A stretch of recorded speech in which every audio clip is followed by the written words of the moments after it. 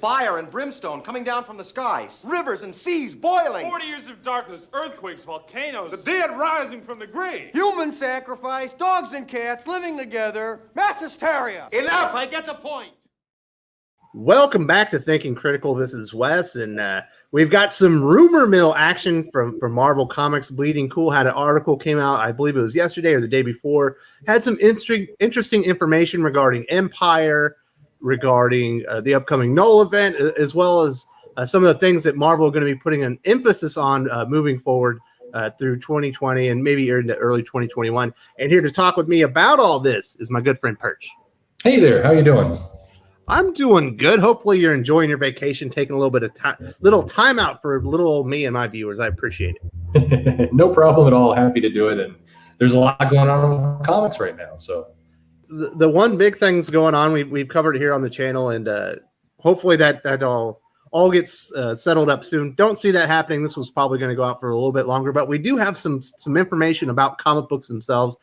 Like I said, there were a few things they touched on. The first thing I'm going to talk about is Empyre. Apparently, according to this article, the early numbers before the shutdown for Empyre were very low, like depressingly low for Marvel Comics. But after the pandemic and once the startup coming back in, the orders were significantly better than they were before, although still not quite what Marvel expected. Does this still bode well? Do you think that those numbers went up because genuine reader interest went up, or do you think shops are speculating because they need content to bring customers in? Well, they need comics. I don't think that anything really improved in the Empyre picture. You look at retailer groups. Here's where I'm leaning on what I've seen with other retailers and what they're reordering and other things. Empyre was soft. I think this isn't a rumor. It's a fact. I mean, we know it. From what I've seen or heard, rather, the numbers for Empyre were coming in somewhere in the 50 to 60,000 range, which is astronomically low for a Marvel event. They're used to being higher. So I think this bumped up a bit, but not significantly. It's still way under. Marvel likes for the first issue of an event series to be over 100,000 copies, and it wasn't going to get anywhere close to that. So, but at the same time, I think people at Marvel are kind of telling themselves, and on one hand, I agree with this logic. Look, we're putting out multiple events, so there's going to be a reduction across the line for all of them if we're putting out lots of events, but the sum should be greater than an individual book. That's fine, placing your bets in other places, but it's a soft event, and it was going in that direction. Well, it sounds like Marvel kind of expecting or hoping that critical acclaim that comes along with the series is going to generate interest and sales will continue to climb for it. I'm much more of a skeptic on that. I think Al Ewing is a pretty good writer, but I think I'm starting to think that Immortal Hulk was kind of a fluke as far as a high sales number series. He's never really had anything hit quite like that, and he hasn't had anything after that. Obviously, his Guardians of the Galaxy is out, followed up a good run by Donny Cates. The sales numbers just really aren't there, and I don't think Dan Slott's just not a big name right now. He's got some baggage on him because he hasn't had a great hit other than that Red Goblin story arc to finish off Amazing Spider-Man. He hasn't done anything of note lately, so I have high doubts that this is going to be critically acclaimed and that readers are just going to be like, oh wow, I missed the boat on this one. Yeah, it has two problems on its hand. One you identified, I think these creators just do not have the buzz that Marvel kind of hopes that they do. And this is not to say they're bad creators, good creators. That's kind of irrelevant. It's more just, does their name sell a book? And Al Ewing has been in the Marvel stable for a while. They have a lot of confidence in him of building kind of high continuity, big concept books. But his name doesn't bring readers at the same level as Donny Cates does right now, as an example. Or even Jason Aaron probably has a little bit more to his name than Al Ewing. And why that is a whole other topic, who knows. And then Dan Slott as well, he's not been seen as an event guy. He's seen as maybe he's on Spider-Man a bit too long, but you look at what his name has done for other books outside of Spider-Man, it hasn't brought that attention that you would hope, including with the Iron Man 2020 event. It just didn't bring that kind of buzz. So that's one thing against it. And the other is kind of a little bit more convoluted. I mean, Marvel really wants Cosmic to work. They keep trying over the last 15 years. I think we've seen 2 attempts at a big Cosmic push. Marvel is saying that this Empyre event is going to lead to the space age of Marvel. The problem is they haven't landed that with readers. There's a small section of readers that love the Cosmic line, loves the DNA work with Guardians of the Galaxy back in the day, and it's fine. But Bendis took a crack at it. It didn't really take. And Marvel just hasn't made this really land. And also, readers are very aware that you've got Knull coming from space. That's going to be a big event here in a few months. We've got the X-Men event that's coming in a few months. So there's a lot of noise. So how Empyre kind of stands out on its own 2 feet, that's a big argument to try and make. So also information in here says that Marvel actually considered canceling all of the Empyre tie-in titles except for the Avengers, X-Men, and Fantastic Four. Now, obviously, they didn't go quite that far, but they did cut out quite a bit. We know that I believe it was Empyre SpiderMan, Empyre Thor, Empyre Storm Ranger, Empyre Battle for Wakanda. We haven't seen any of those in the solicitations all the way up through September. The Empyre events ends by then, so we know a group of those have been canceled. Doc and I had speculated that possibly they could find a home in digital, that maybe those could be some companion books to maybe be a proof of concept for Marvel as far as digital sales, and maybe if an event can drive sales on digital, for extra content. It seems like that hasn't been the case, and they probably made the right move to cut down on all the tie-ins because it was a lot. It was definitely. I think from a printing standpoint, it was definitely a good move to cut them down. I think that they're going to save a little bit of money and that they're going to pour into, getting some higher name creators in the late fall to try and get some interest back. And that makes sense from just a portfolio management perspective.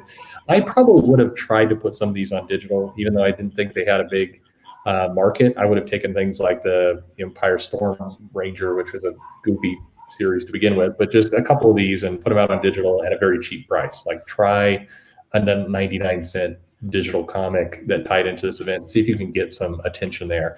I think that would have been a smart move if digital matters to you in the long run. But all things considered, these books were not going to sell above 15,000 copies. And also in there was interesting information. You mentioned the big Knull event that we're getting. So apparently one of the reasons that Empyre wasn't tying into the regular ongoings, like your Fantastic Four, X-Men, and stuff like that. I think there's a couple of tie-ins, but they weren't really tying in to a lot of them. It was a lot of creators that had their ongoing titles didn't want to tie into the event because they wanted to kind of hold back, and they were waiting on this big Knull event that apparently is going to be led by Donny Cates and Jason Aaron in 2021. And so you could see even the creators didn't have a lot of interest in being associated with the event. Yeah, I mean, I think that there's definitely I think they're trying different things. So I don't necessarily think it's the creators. I don't think they have the strength to do it anyway or the power. But I think it's not that the creators are saying we don't want to be attached to it. It's more of we're going to try and spin off. I mean, Marvel had a strategy at the beginning of the year. They were pushing of flooding the shelves even more to see if they can up the amount of titles. And you saw that with the amount of tie-ins that they were doing. Then COVID hit, a lot of things got canceled. And now these books are going back. So I think with Knull, and as you see with the Dawn of X books for Ten of Swords, it is very much a different game with all the crossovers are going to happen there, and probably be very nauseating for customers who are irritated at the interruptions they're going to receive. So do you think I know that the Amazing Spider-Man, Venom, Black Cat free comic book days come out in July. That was supposed to lead into this Spider-Man event. That wasn't in these rumors. But do we still think that Spider-Man event that isn't going to be Knull related is still going to happen in 2020? Yeah, absolutely. I think, and it will be like Ten of Swords. It's going to be a very similar, crossover between the books, and that we're definitely getting that. I think we will see that show up in the next November solicitations. Okay, so that's going to be tied between Spider-Man, Venom, and Black Cat, maybe some other Spider-Man related characters? Yeah, I think we'll get a couple others, and we'll get a spin-off book, and we'll get some status quo changing, never been seen before event that will lead to a new book that will be canceled in 6 issues. Sorry. Oh, man, are they going to undo One More Day? That's the big question. I don't think they're going to do it yet, but I think it probably leads into what we're about to talk about. I do think we're going to get some pretty major fan service in 2021, including that one. So the other big thing that they talked about in the rumor mill was that Marvel has adjusted their strategy. We've already obviously seen this. They cut a lot of the fat. They trimmed down Empyre. They've expanded out Ten of Swords, but to expect fewer limited series, one-shot specials, and solo books featuring non-A-list characters, your Amazing Mary Janes, maybe your Ironhearts, some of these associated characters to the main series, or maybe alternate versions of the heroes. Don't expect as many of those, but a much bigger emphasis on the regular mainstay characters that we've seen, for years in Marvel Comics. Yeah, we're definitely getting that. I think there is a sense of, and what wasn't mentioned in the article, but what I've been hearing from talking to people is that there is a sense of that cuts are coming at Marvel, that some management changes are going to happen, and that there is going to be a push for the basics. Basically, get the core titles strong, get maybe slightly stronger creative teams on them, cut down on these auxiliary books, and really have some flagship comics again. And maybe in such a way that they're trying things that are less experimental. So maybe the books feel a lot more like almost the Marvel Adventure stuff that IDW does, but more kind of core character-driven stories with the prime characters, and they're going to get out of some of this, some of the tie-ins and other things. But there is a sense within Marvel that some cuts are coming. It's only a matter of time, and there's going to be some changes at the management level. And I think we will see that come to pass before 2020 is out. So I think these two things will go very much hand in hand. So we're going to see a Marvel-style Rebirth with it's a more of an emphasis on the heroes, the best versions of the heroes that we've had that can really bring back interest in the characters and really get back to the root and the heart of what made Marvel successful all along. Well, some aspect of that. The interesting thing is a lot of people are probably hearing this going, yeah, I'd love that. I would like for us to go back to that. I don't think we're going to exactly get that. I think the stories will become a lot more shallow. And if you remember the late 90s in Marvel, there was a lot of very, I would say, by the numbers stories where they were the classic characters that were featured, but they were very, they weren't pushing any boundaries. They weren't necessarily stories you remember, but they weren't stories where they were, jerking around the characters and making major status quo changes either. They're kind of they're very vanilla stories. And I think we're going to get a lot of that out of Marvel. I would be very shocked if they actually brand any of this as a Rebirth. They're going to quietly just slip into this and do it. I think Marvel has positioned themselves as a company that is, they're more progressive. They're more, they have a more the world outside your window view. So they're not going to come out and say, yeah, we're going back to meat and potatoes style superheroes, but they will just quietly do that. So it'll be interesting to see how they brand all this and how they push it forward. But definitely we're going back to the core characters. Well, that's important.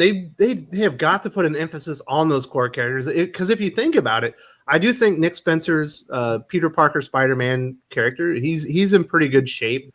But Iron Man, he's definitely not in good shape. Dan Slott kind of screwed the pooch on the relaunch of Tony Stark Iron Man. We think of the Fantastic Four; they're actually in pretty good shape. I think Dan Slott's doing a pretty okay job on that one.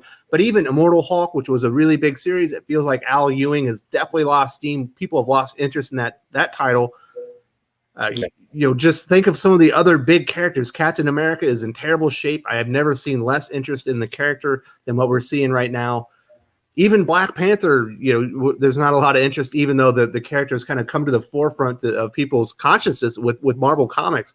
So they're big A-listers, or the people or the characters that should be leading the brand, outside of like X-Men, which I still think Hickman's doing a pretty okay job. I don't think the peripheral titles are doing all that well, but Spider-Man, maybe Fantastic Four, but the rest of them, they feel like they're not being treated very well. They're not in good shape. No, they're not. And I think, so that's why you will say, and you can see previews of this now. We're starting to see the signs of it with Iron Man. It's being relaunched, new writer, new creative team, and the pitch for it is very much a Iron Man back to his basics. He's putting on the old costume, and he's going to have some good old-fashioned adventures. You're going to see more and more pitches like that. The Ta-Nehisi Coates Captain America run is coming to an end, and you're going to see an attempt to do a kind of classic Captain America. I think I've heard that from some people. You're going to take this as a rumor, but Black Panther, as it relaunches, is going to have a, kind of Black Panther, the movie meets James Bond kind of feel. We're just going to get some classic Black Panther investigating things and having adventures and more of that kind of approach to the comic. And so I think this is going to be a very repeated theme. And you'll see a similar thing wanting to be done for characters like Captain Marvel and others, where it's like, how do we get to just the core of the character and tell some stories that are not going to try and break the internet, but just, you know, put a good foot forward. So how are they going to marry that with the new space age of Marvel and going back to the basics? It doesn't feel like those two concepts are exactly in line with each other. Well, not exactly. I mean, I think this goes back to kind of Disney's relationship with Marvel. I mean, Disney has repeatedly stated that they think the space cosmic aspect of Marvel is an untapped one that they need to do some more with. And they believe that the success of Guardians of the Galaxy and the Eternals and those kind of properties are ones that they just need to figure out. I mean, remember, we do have an Eternals movie coming someday, and we have, in theory, more space kind of films. The Fantastic Four, when that film goes out, is reported to be very cosmic in nature. So this is Marvel kind of trying to steer into that. The challenge they have is that you need what made Guardians of the Galaxy work in terms of a movie is that it was very accessible. It was a space adventure. It felt like kind of Indiana Jones in space in some ways. And so it wasn't trying to do anything really complex. Al Ewing helming a lot of this stuff. I mean, whether you like Al Ewing or hate Al Ewing, he's very dense in the continuity he likes to bring together. It's not exactly the most accessible way to go about it. So that's where, you know, I understand why they're doing this. I do think it fits with this kind of let's define space in a basic way. It just feels like the creators are putting onto it. I doubt they're going to succeed. So do I, but so that'll basically wrap up kind of the rumors. Obviously, like we said, there's a lot of information about Marvel. I do want to mention this one part. There was a little bitty blurb in there that said that basically Marvel was moving away from the legacy characters, the alternate version of the heroes, especially after DC had abandoned their plans with 5G. I'm starting to believe that 5G might be canceled. Are you kind of coming to that conclusion as well? I don't think it's canceled outright. I just think it's definitely, well, so a couple things are happening. I think Bleeding Cool in particular is backing away from the bold predictions that they made, which were never true to begin with. So that's part one. And part two is that, you know, DC is also probably seeing some writing on the wall from AT&T and others that they need to make sure that their core characters are in good shape. So the emphasis is going to go there. That said, I remain convinced that DC will do some level of the next generation of heroes. You have Bendis and Snyder both with offices now in Burbank, and they're going to helm some of these concepts and some of these ideas. Are definitely going to try and make things work. So I think we're going to see some level of it, but nowhere close to what was being advertised. All right, Perch. Was there anything else that you needed to say before we wrap this up? No, just it'll be interesting to see where it all goes. And this is a much happier discussion, I think, to speculate on than the other side of the comic news these days. So happy to do it. Absolutely. Thanks a lot, buddy. I appreciate it. Thank you. If you enjoyed this video, please give it a like. I would appreciate it very much. It helps us attract more views for the channel. Subscribe for future commentary, comic book news, and reviews. And don't forget to ring the bell for notifications. If you want to talk comics, movies, and much, much more, you can follow me on Twitter at Wes_from_TC. With that, Salamat Po, and I'm out.